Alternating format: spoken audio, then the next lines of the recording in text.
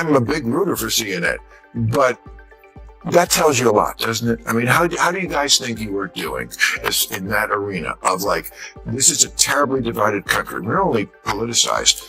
A lot of people just hate the other side. And CNN, in my view, should be the place where both sides can watch. How do you think you're doing with that? And it is the place where both sides can watch. And I think, my show is evidence of that. We have lawmakers on from both parties. We'll have Elizabeth Warren on one night. We'll have Ted Cruz on another night. I think lawmakers from both parties should take questions. The public wasn't duped. This was a much-needed reality check, not just a debate. Maher was quick to bring out the inconsistencies in Collins' claims and criticize her.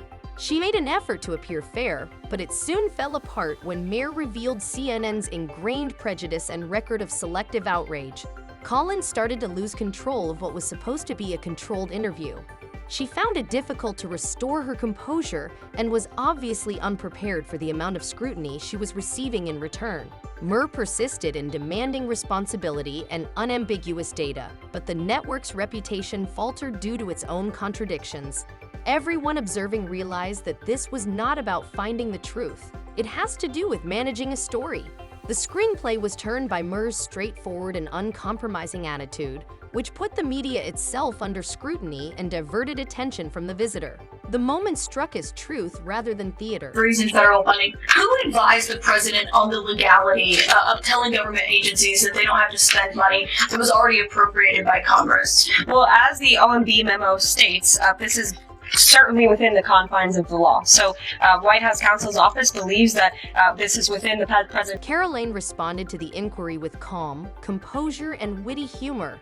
Collins was calmly reminded by her that presidential nominations and removals are commonplace in all administrations and shouldn't be interpreted as dramatic or alarming. But she was taken aback by how rapidly the discussion exposed a more serious problem. The media's incessant obsession with making ordinary incidents into scandals worthy of making headlines, the story appeared to have been written for maximum indignation rather than having an honest conversation. Maher was not duped. Instead, he broke through the clutter by exposing the media's blatant prejudice and their dishonest techniques that stoke division rather than understanding. His comments highlighted a concerning trend in which clique-driven conflict takes precedence over journalistic integrity. Maher's blunt criticism and Caitlan's calm reply changed the debate's tone and exposed the staged drama for what it was. For viewers, it was more than simply a conversation. It served as a reminder of how readily the media can misrepresent the truth in the absence of accountability. I agree with lawmakers who say that they don't have the power to freeze this fund. Again, I would point you to the language in the memo that clearly states this is within the law. And all that happened on Friday night. The administration fired several inspectors general without giving Congress the 30-day legally required notification that they were being fired. I think only 2 were left at DHS and the DOJ. And then yesterday we saw several prosecutors, I believe 12, fired from the Justice Department who worked on the investigations into the president. As you know, they are career prosecutors, therefore they are afforded civil service protections. How is the administration deciding which laws to follow and which ones to ignore? So it is the belief of this White House or the White House counsel's office that the president was within his executive authority to do that. He is the executive of the executive branch, and therefore he has the power to fire anyone within the executive branch that he wishes to. There's also a case that went before the Supreme Court in 2020, Scala Law LLC versus the Customs, Bureau Protection. I would advise you to look at that case, and that's the legality that this White. After Kaitlan hesitated and stepped directly into it, the tide turned. Marva grabbed the chance as she struggled to come up with a response, and her incisive line of inquiry revealed the very double standards that the media frequently employs. Marva was calm but unrelenting as she carefully removed the layers of bias, exposing the selective indignation and contradictory narratives that have come to characterize certain media coverage. Then came the knockout punch, an unreserved critique of the hypocrisy that far too frequently goes unpunished. Despite Levin's efforts to remain calm, the harm had already been done. The mayor ensured that the inconsistency was not only noticed but also highlighted. What happened wasn't merely a mistake, it was a turning point. It was a sobering but essential reality check for the audience, reminding them that accountability is long overdue and doesn't always come with comfort. Lawsuits against you, the prosecutors who were fired, that they will succeed. We will win in court. And Yes. did he personally direct this, given they worked on the classified documents investigation and the election interference investigation? This was a memo that went out by the Presidential Personnel Office, and the president is the leader of this White House. He deftly used the media's own strategies against them to turn the tables. Her hesitancy as he bombarded Collins with probing questions spoke a lot. She obviously wasn't used to being scrutinized to the same degree that she usually does to other people.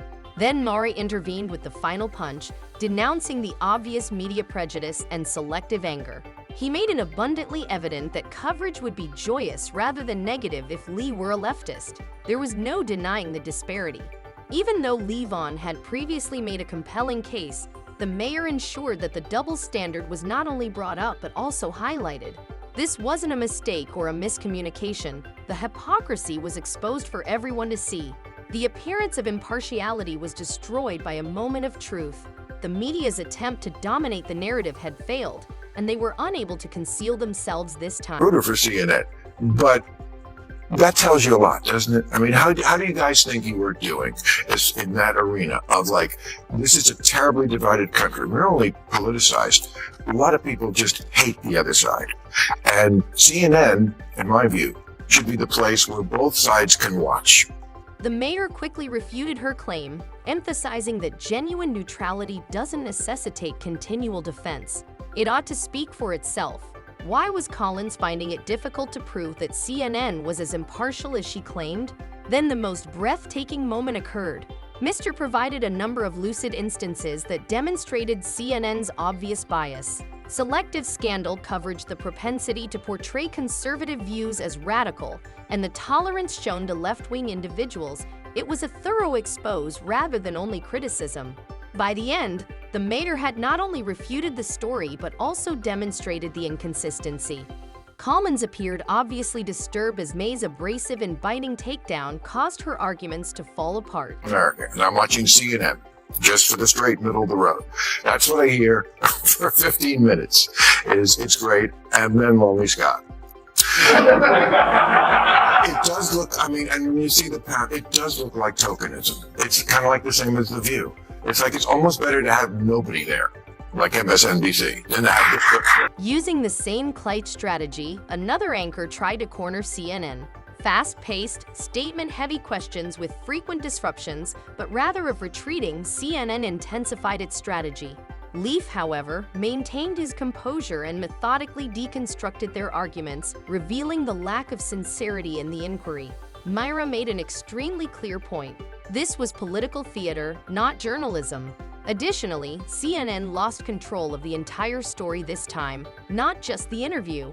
It became clear that the intention was to incite an error, produce a viral sound clip, and support the idea that Lee was somehow unqualified, not to find the truth or clarity.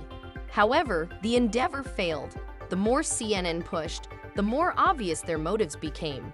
Leaf's cool-headed comments brought the network's own strategies back into the spotlight, making viewers doubt not just Lee's credentials but also the veracity of those making such a concerted effort to destroy her.